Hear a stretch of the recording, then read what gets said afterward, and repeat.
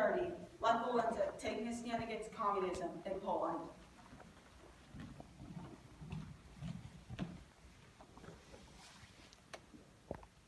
Ladies and gentlemen, the President of the United States, George H.W. Bush.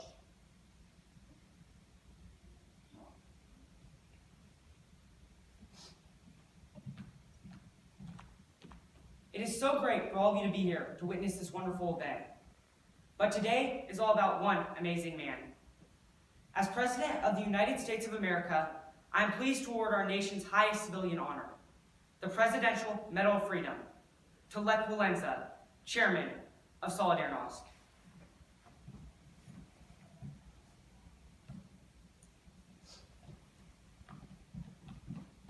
Thank you so much. It is an honor to receive this medal from you, Mr. President.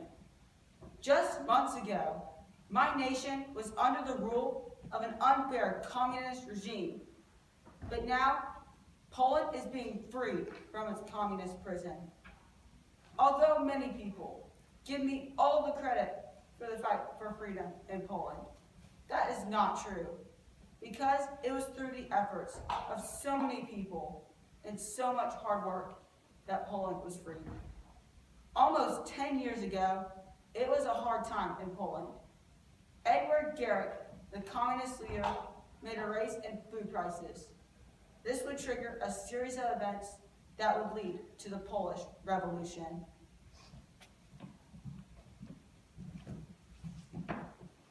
We need someone to lead us through this tough time.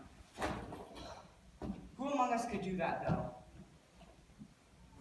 I know the perfect person, Lech Walesa. Has anyone seen Lech Walesa? Anybody? We need Lech Walesa to lead us through this time. Hey you, is your name Lech Walesa? Yes, what do you want? Did you hear that the food prices have been raised? Yes, why? Anna Valentinowicz has been fired. The rest of the workers and I are extremely angry. Is there any way you could help us? I'll help you. I've never been a huge fan of the communists anyway. Okay, then what are we going to do to take that horrible government down? I think we should have a worker strike to protest this horrible atrocity. Then maybe the government will come down and listen to us, and we can put some demands forth, like say, the formation of independent trade unions. If we can get those demands through, the workers can have more freedoms, and we can help make a more free Poland. Okay, but one problem. Where are we going to have these strikes? The shipyard, duh. Because that's where most of you guys work, and it's a huge space. Of course. I'll tell the rest of the workers.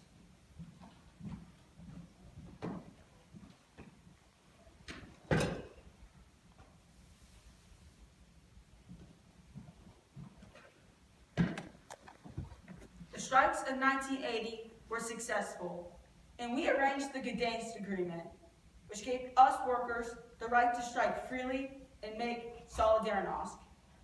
Although we had the Gdansk Agreement, there were still consequences. A year after, Prime Minister Jaruzelski issued martial law in Poland.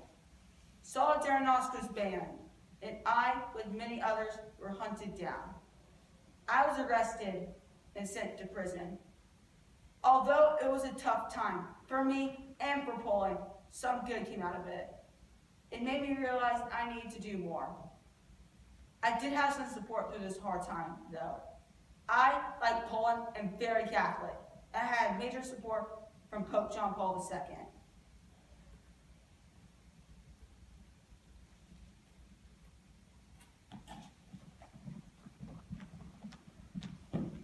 Welcome. I, Pope John Paul II, have gathered all of you here today for a very important matter involving the communist government of Poland.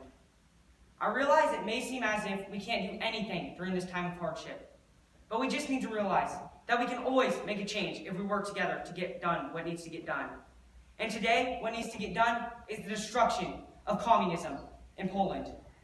This matter is very important to me because I grew up in Poland, and Poland is where I lived for most of my life, and I know what you guys are going through, and it will be changed. As long as we fall under the leadership of Lech Walesa, we will succeed for sure, and Poland will no longer be controlled by the government. It will be controlled by the people of Poland.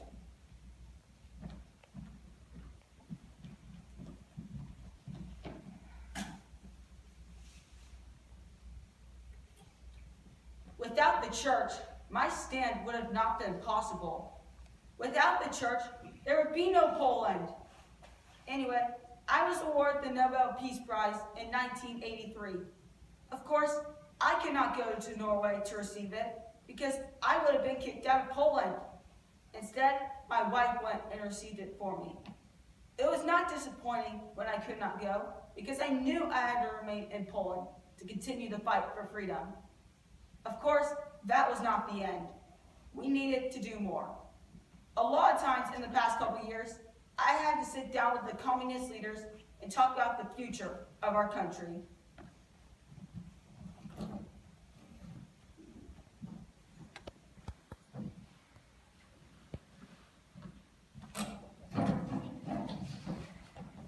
Welcome, Comrade Valenza. Thank you, Secretary Jarzynowski. So what is it that you want to get done now? Us, the workers, want Solidarnosc legalized and have free elections. Why won't you just accept our utopian ways? Utopian? That's like saying the devil's an angel. Fine. We need to come up with a solution. Okay, but I want something that will stand, not like the Gdansk Agreement. Okay, but we, the communists, like the status quo. It was perfect for us until you rabble-rousers came in here and destroyed it for us. Stop beating around the bush and let's get talking. Fine. So you guys want Solidarnosc legalized. Well, I guess we could do that. But free elections? We wouldn't be communists anymore. Why would we ever allow free elections? Because communism around Europe is failing. Sooner or later, a violent uprising can take place, and it can destroy Poland. Okay, but communism is stable everywhere but here. Oh my gosh, are you blind? Communism is not stable in Hungary, and of course, like I said, it's beginning to get unstable everywhere. I have a feeling this is going to take a long time to debate and agree on. I agree.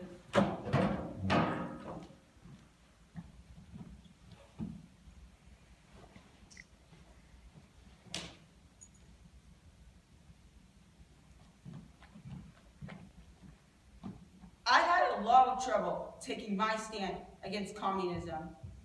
When I was a young electrician at Lenin Shipyard in Gdansk, I saw the brutal crackdown of striking workers. In 1980, us, the workers, made the first blow to the communists with that worker strike. When the Gdansk Agreement came around, I was happy, but not for long. Martial law came down in our moment of triumph because the communists would always reverse a victory when we would make one. During martial law, Solidarnosc was banned, but not silenced. Just a couple months ago was when finally Solidarnosc was re-legalized and we had semi-free elections. You know, I'm starting to see that our stand against communism in Poland has inspired other countries with oppressive communist regimes to stand up in solidarity and fight for their freedoms. What a change in the world today. Thank you, Mr. President. It is such an honor. Thank you, Mr. Walensa.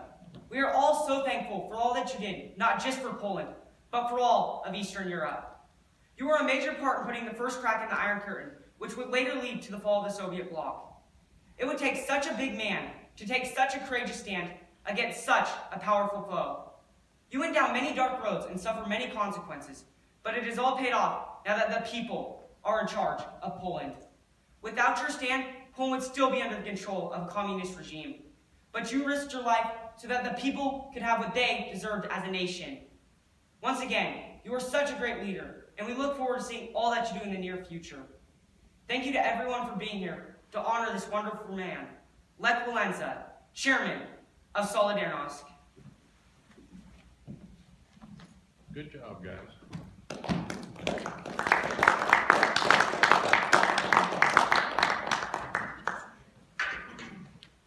I don't know much Polish. It's a different language altogether than English. You're having trouble with the sources. Like the Not really. We found a lot of sources that were just translated, kind of, and there were a lot of newspapers written in America. So, and he had an autobiography, which was good, that was translated. Speaking of sources, you guys have a very large number of those. Take me through your process. How did you find all of those? What types of methods did you use to find those? Well, first of all, for our websites, we were only looking for .org so we could find the most trustworthy sites. Whenever it came to primary sources, we were looking for mainly a lot of interviews, so we knew what he was, more what Wallenza was like as a person, and newspapers, so we could know what was happening at the time of Solidarity. This is a more comparative, recent history topic than some of the other ones. Do you think that that was something that contributed to you being able to find so many primary sources? Absolutely, because newspaper was invented, there was a lot of pictures, and so I think that contributed a whole lot to looking at our sources, because, like I said, multiple sources, and it was newer. Because we were looking for a topic for a project, we decided that we didn't want to do something way back, but at the same time, we didn't want to do something like too modern or too overused. So that's how we came on this guy. Do you have any questions? No, I have a couple more, sorry. So what impact do you think, had? Well, here's the thing, because Poland was basically the first crack in the Iron Curtain, because that helped weaken the Soviets a bit so Reagan could come in and basically dissolve the Soviets. So also, like I said, it's the first crack in the Iron Curtain. It inspired other countries with oppressive communist regimes to stand up and fight for their freedoms. And so, also you can see the effects today with Russia now trying to get its power back, but it was started breaking when Wallenza took his stand against communism.